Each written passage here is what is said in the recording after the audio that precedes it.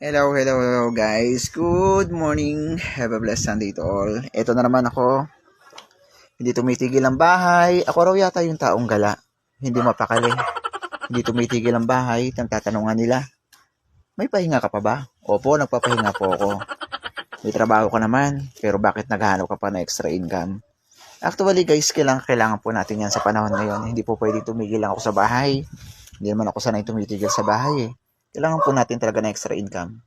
May trabaho po ko, opo, meron pong trabaho at mahal ko yung trabaho ko. Kasi yun lang ang bread and butter ko at bread and butter ng karamihan. Actually, ito yung ina-hassle sa akin eh. Yung pag-alis ko ng bahay, bibiyahin ng land move, siyempre, of course, hindi siya mawawala. Ito po siya, yung aking video cam. Yung aking power bank. Yung pang-tile ko.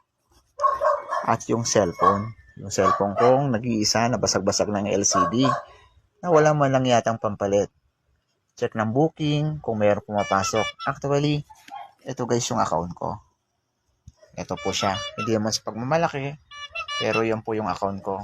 So, excellent. Kaya po, ingat na ingat ako dyan hanggat maaari. Kaya maraming pasaway na customer.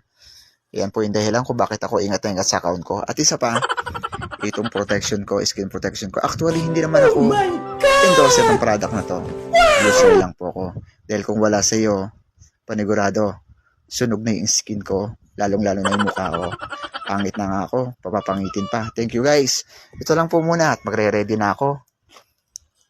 Handa ko na yung tubig ko. Tapos ito ilalagay ko na sa lalabag ko. Diba? Akala mo ganun kadali lang. Ang dami ko yatang kartiyan sa buhay. Bago pa ako makalis, ang dami ng booking na lumalampas sa akin. Wala tayong magagawa eh.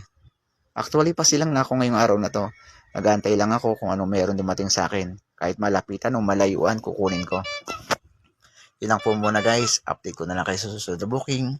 Thank you sa listening. Bye!